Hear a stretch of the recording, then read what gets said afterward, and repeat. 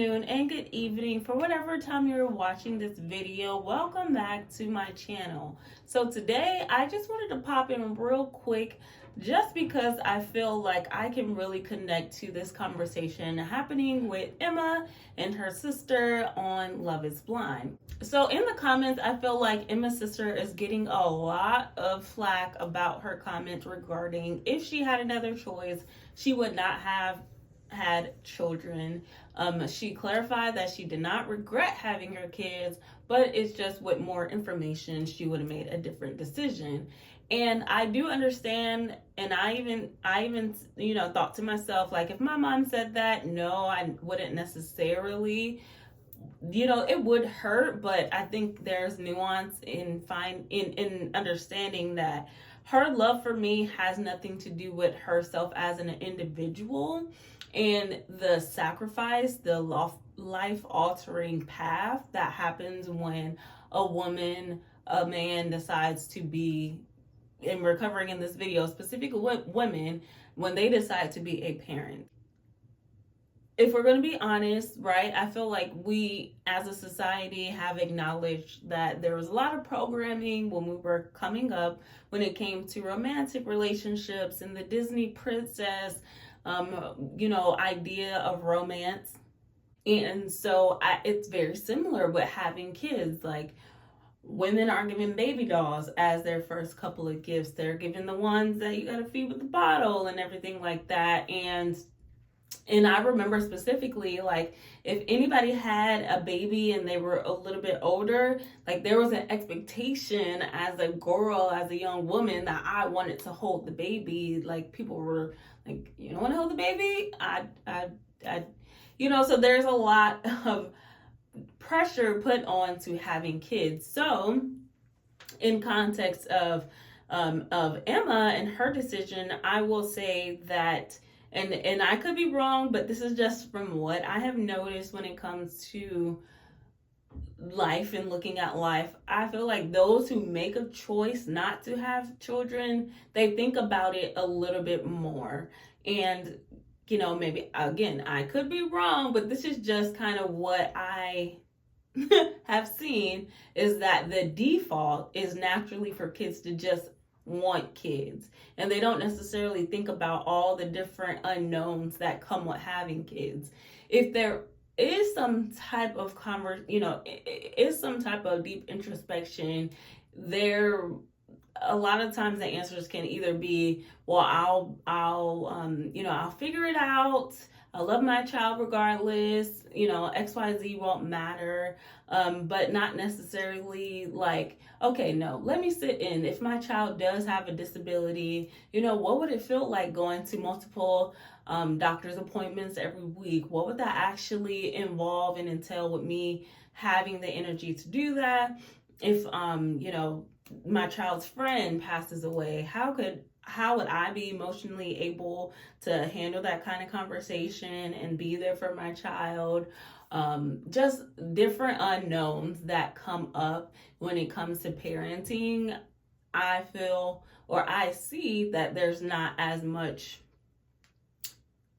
introspection. Like, of course, there is a choice that's made, right? But the education that comes behind, like maybe the research and really just like sitting down with yourself and considering it, I feel like people that don't want to have kids, they think about those things, they have thought about those things, and that's why they opted out, because it's like, no, I really don't want to go there. Okay, I do understand wanting to protect her kids if they grow up and they hear it, but I hope that she would reflect and she would be able to have a conversation with them now until they're adults, to where they could understand a little further about, like, no, mom did make a lot of sacrifices for me, and I can understand that. Like, I know people want to protect the kids that they don't know, they don't see. I get it. I work with kids, I work for kids, and try to make sure like everything is good with them. So I do understand wanting to protect their innocence.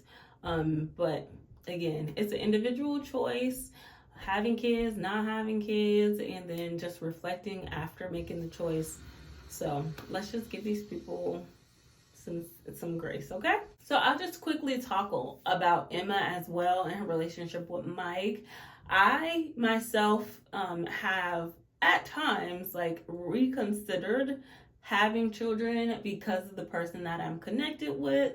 Like sometimes when you get those lovey-dovey feelings, it's just like, oh, I wonder what this would be like if we expounded to having children. And so I think that's what Emma may be going through right now, is just that like, oh, I really like this individual, I really like this person, maybe I can reconsider it, or at least let me think about it, especially since they've had different conversations now about the genetic testing. Let me do acknowledge, Mike is pressuring her to some extent. Like I know he says, oh, I'm not, but I don't know what other conversations they're having, but the topic of having children has come up with his family, has come up with her family, has come up when they're alone. So it's like, you are bringing this up at least enough to where they have footage to show you all talking about it. So there is more introspection that I feel like Emma's doing right now at this time, to where she hasn't decided to cut it off, even knowing that he for sure wants the kids and she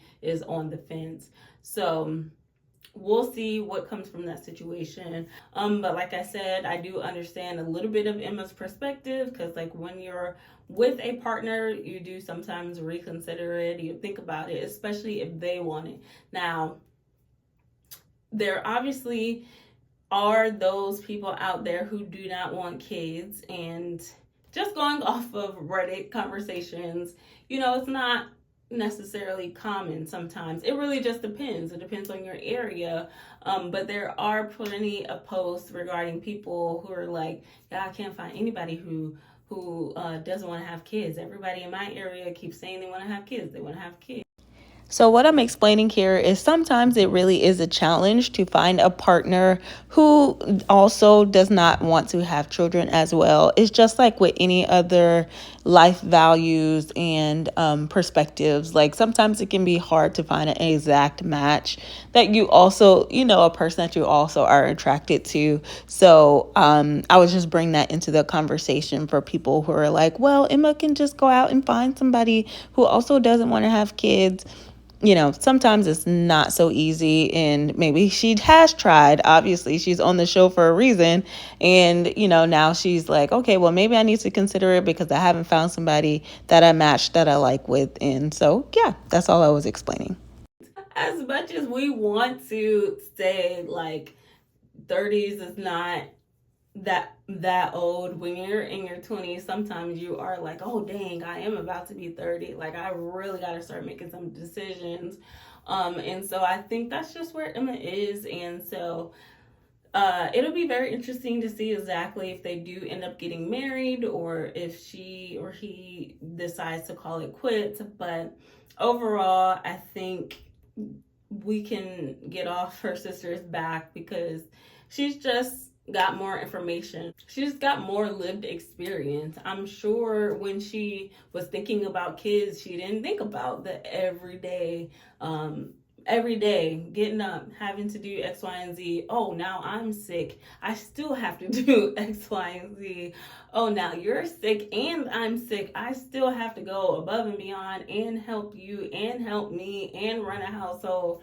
Like those are just things that really don't come up unless you really are living in it. And I just don't find anything necessarily wrong with her saying I would make a different decision. But you guys are welcome to argue with yourself in the comment section, because I said what I said. And if we want to have a discussion versus an argument, I'm open to that. But please let me know what your thoughts are about this situation. If you have decided not to have any kids, kind of let me know how you decided that.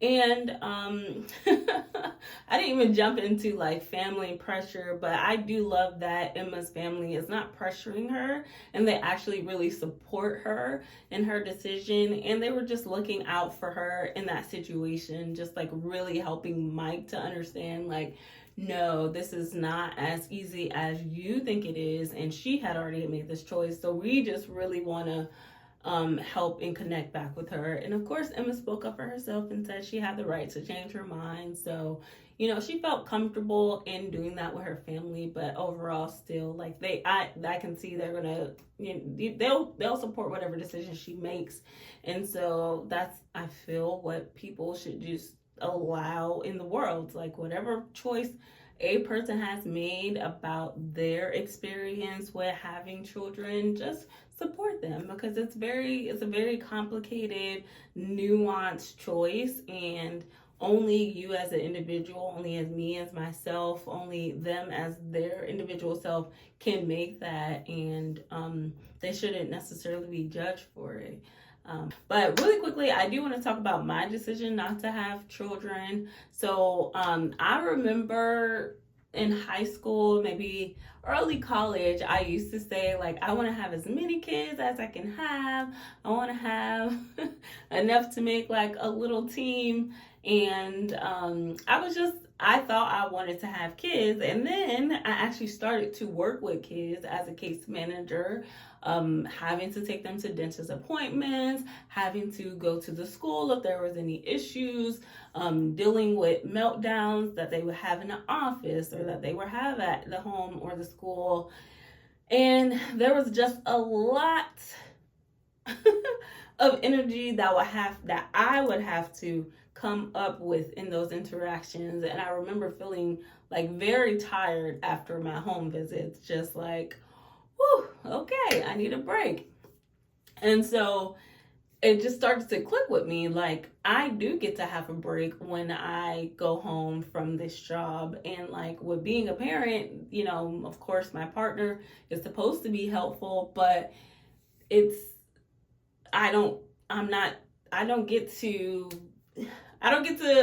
have a break, like not long term. You can't do that as a parent. And so I really just was like, okay, maybe not. Then I started to learn more about pregnancy. I don't like needles. And so like, oh, you have to get your blood drawn all the time. And then this happens while you're giving birth, and all these complications that may come up. It was like, oh, okay, I did not know this. Somewhere along the way, I did get a dog, and, that even came up in the conversation with Emma's family. It's like, it's not the same.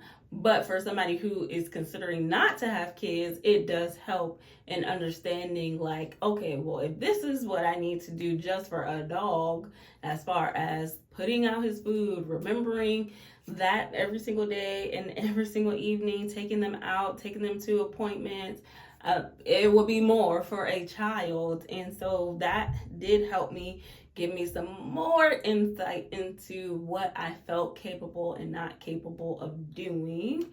I also started traveling more, I started traveling more. I started being able to have fun and explore the world more.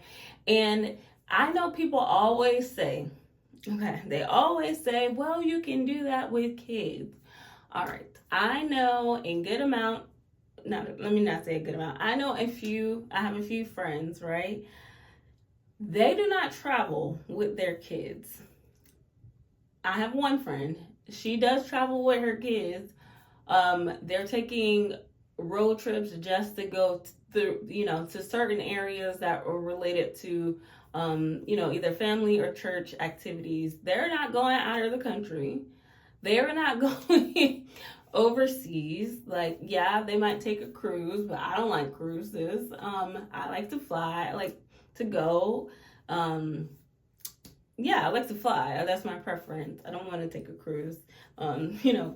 Say more in the comments how you feel about that, but that's just my personal preference. But yeah, most of my friends who have kids, they do not travel. If they do travel, it's local, and generally they're traveling surrounding the kids or work. So, if you have people that in your life that they're traveling with younger kids, maybe with older, but they're traveling with younger kids, let me know in the comments below exactly how those people make it work. For those who, haven't considered that and maybe, want to know a little bit more. Those were some of the key things along the journey for why I decided I did not want to have kids. So So I don't always, bring in media when it comes to, not on this channel. I do have a second channel that breaks down media a little bit more, but I wanted to bring that to this channel only because I felt like I have lived experience and I've done a good amount of research when it comes down to like looking at, not research, but just listening to people's stories when it comes to motherhood, when it comes to parenthood, and when it comes to making the choice to have children versus not having children. And so I'm like, I gotta say something. And so I hope that you all can be respectful in the comments. If you don't agree with Emma's sister saying what she said, there's a way to say that without being disrespectful. And there's also a way to be receptive of other people's opinions, because it's their opinion. You have your opinion. We don't need to try and swayed anybody to our side or anything like that. We can be on separate sides of the fence, and that's okay, right? That should be allowed in this space of discussion. So I really hope you can be receptive to this video, and just like my vulnerability with my experience with choosing not to have children. And that's what I want to bring to my channel. It's just that vulnerability, that connection with different human experiences, specifically one as a woman, as a Black woman, as a woman in her 30s, all these intersection points. I want to be able to talk about them on my channel, and hopefully you have enjoyed this discussion. So I will catch you in the next video. Bye.